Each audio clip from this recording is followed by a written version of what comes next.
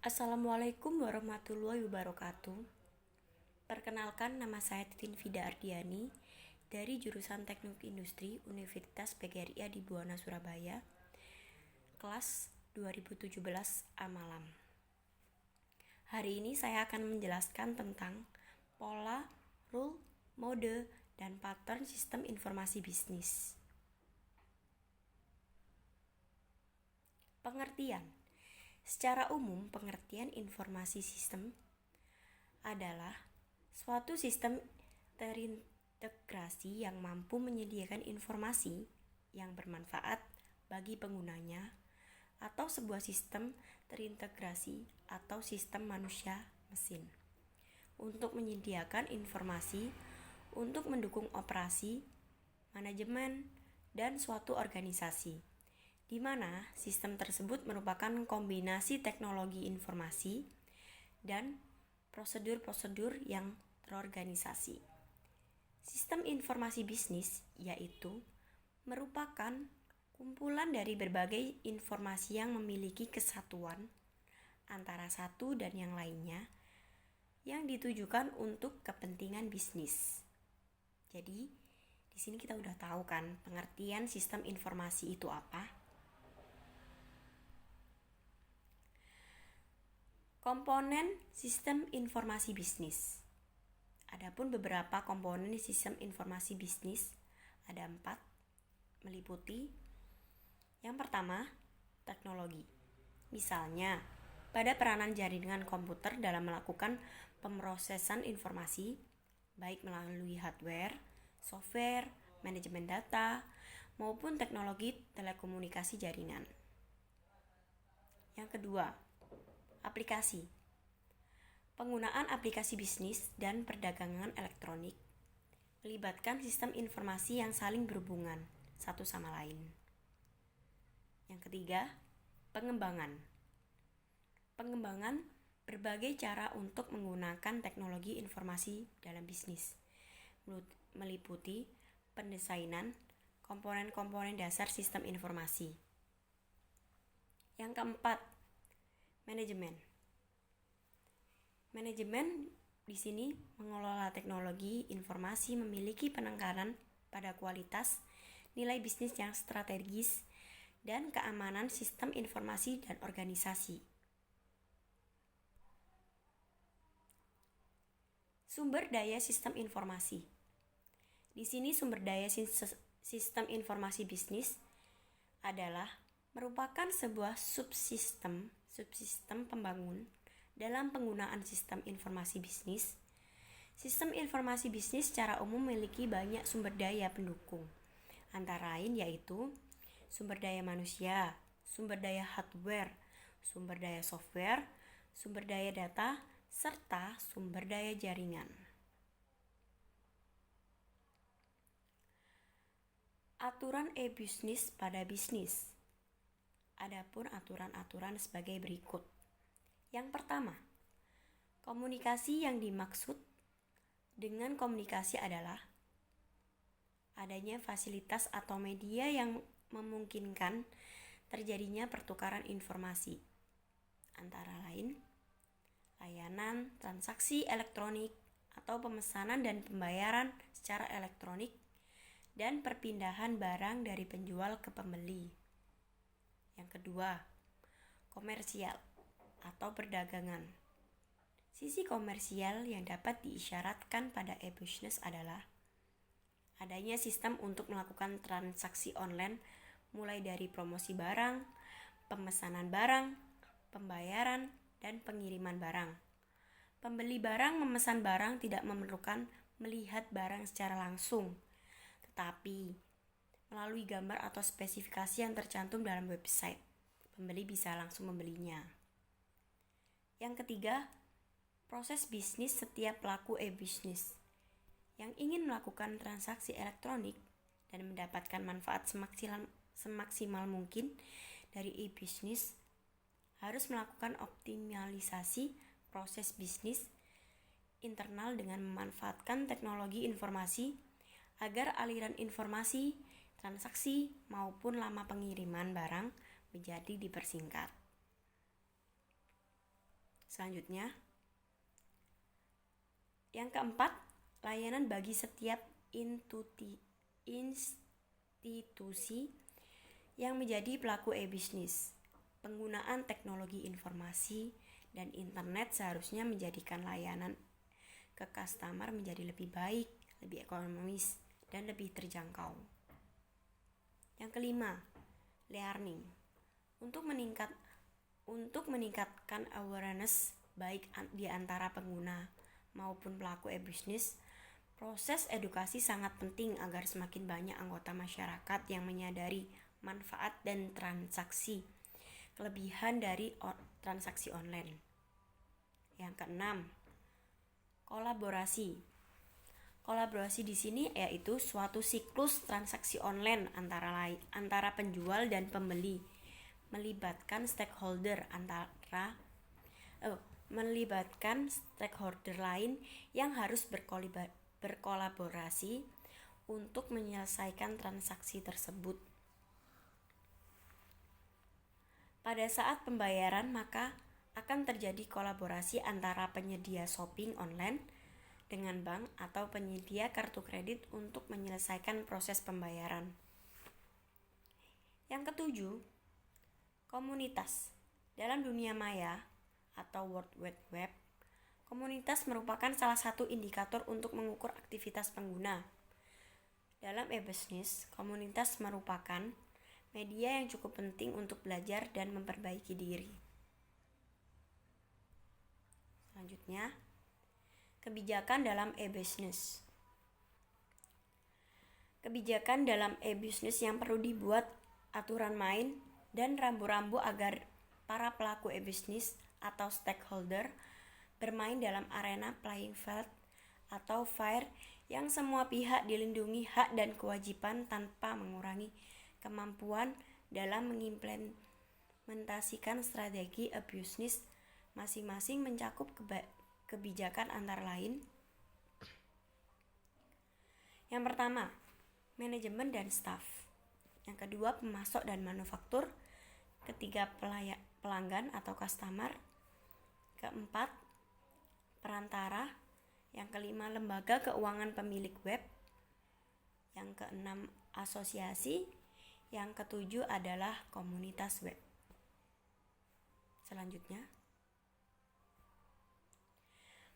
pada jurnal analisa dan perancangan data, mining dengan metode market basket analysis untuk analisa pola belanja konsumen PT Bold Industries studi kasus.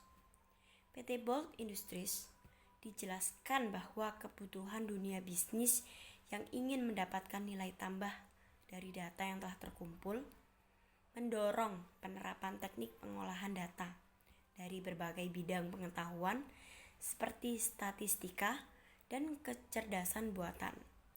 Ternyata, penempatan teknik tersebut memberikan tantangan baru yang akhirnya memunculkan metode baru yang disebut data mining. Pengelompokan data mining. Data mining dibagi menjadi beberapa kelompok berdasarkan tugas yang dapat dilakukan, yaitu yang pertama, deskripsi. Terkadang peneliti dan analisis secara sederhana ingin mencoba mencari cara untuk menggambarkan pola dan kecenderungan yang terdapat dalam data. Yang kedua, estimasi. Estimasi di sini hampir sama dengan klasifikasi, kecuali variabel target estimasi lebih ke arah numerik daripada ke arah kategori. Yang ketiga, prediksi. Prediksi hampir sama dengan klarifikasi dan estimasi, kecuali bahwa dalam prediksi nilai dari hasil yang akan ada di masa mendatang. Jadi kita masih memprediksikannya. Yang keempat, klasifikasi. Dalam klasifikasi ini terdapat target variabel kategori. Sebagai contoh, penggolongan pendapatan dipisahkan dalam 3 kategori, yaitu pendapatan tinggi, pendapatan sedang, serta pendapatan rendah. Yang kelima, pengklusteran. Di sini merupakan pengelompokan record, pengamatan, atau memperhatikan dan membentuk kelas objek-objek yang memiliki kemiripan.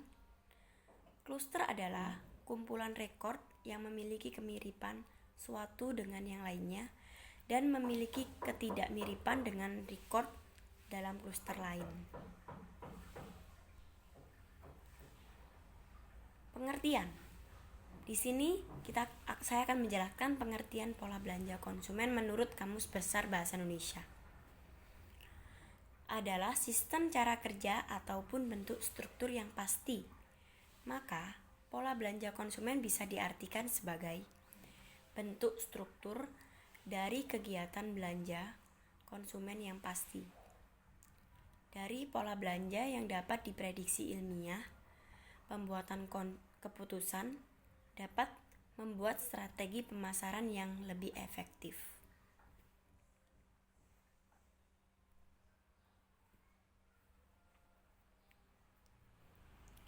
Association Rule. Association Rule adalah salah satu teknik utama atau prosedur dalam market basket analisis untuk mencari hubungan antara item dalam bentuk dataset dan menampilkan dalam bentuk association rules. Dikutip dari Budi tahun 2006. Association rule atau aturan asosiatif akan menemukan pola tertentu yang mengasosiasikan data yang satu dengan data yang lain. Untuk mencari association rule, dapat suatu kumpulan data. Tahap pertama yang harus dilakukan adalah mencari frekuensi muncul secara bersamaan. Sistem pendukung keputusan adalah suatu sistem yang berbasis komputer, di mana sistem tersebut menghasilkan berbagai alternatif keputusan untuk digunakan oleh manajemen atau pemimpinan dalam menghandle permasalahan yang terstruktur maupun tidak terstruktur dengan menggunakan data dan model.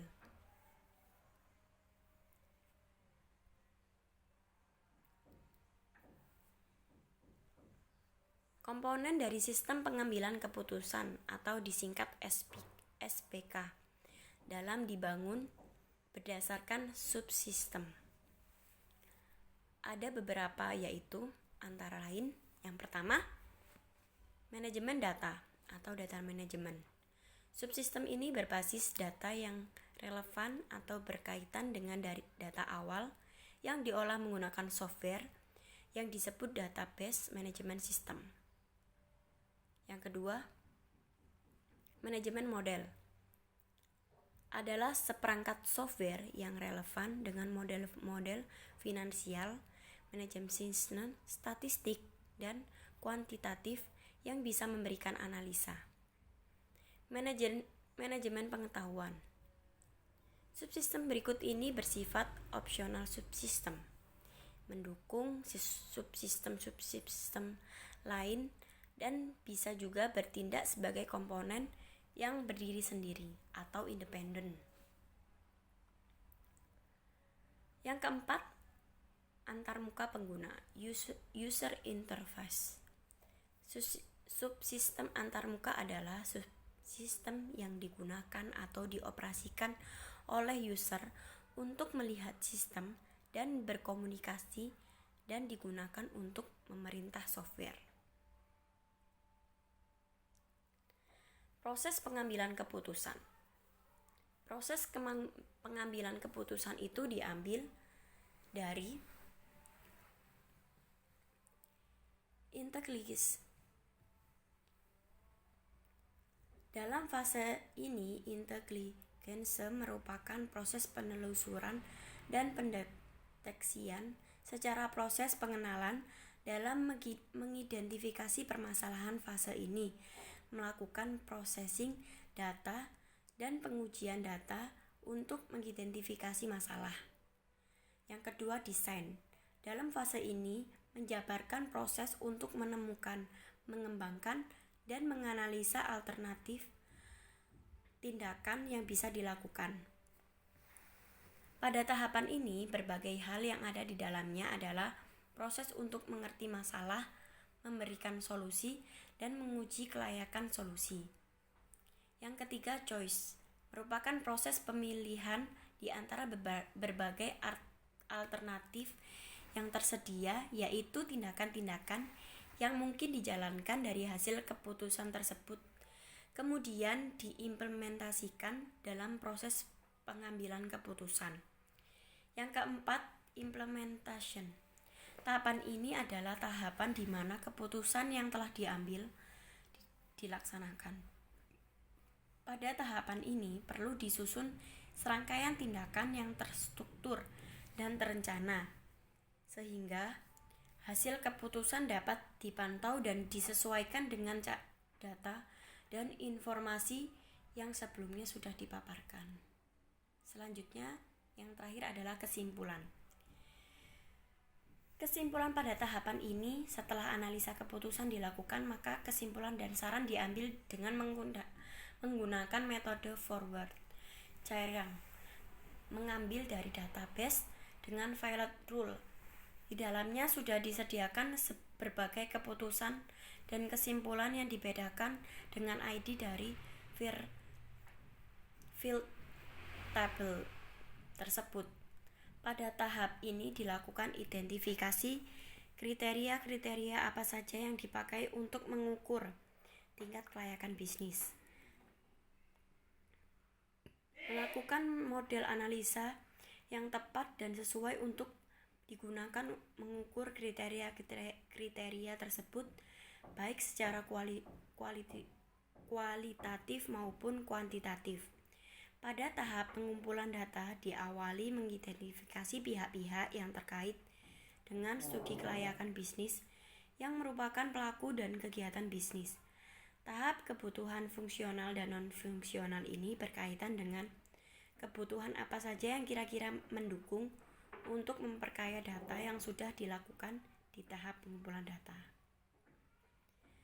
Sekian dan terima kasih. Mohon maaf apabila ada salah kata dalam hal pengucapan atau editan dalam video kali ini. Mohon maaf. Wassalamualaikum warahmatullahi wabarakatuh.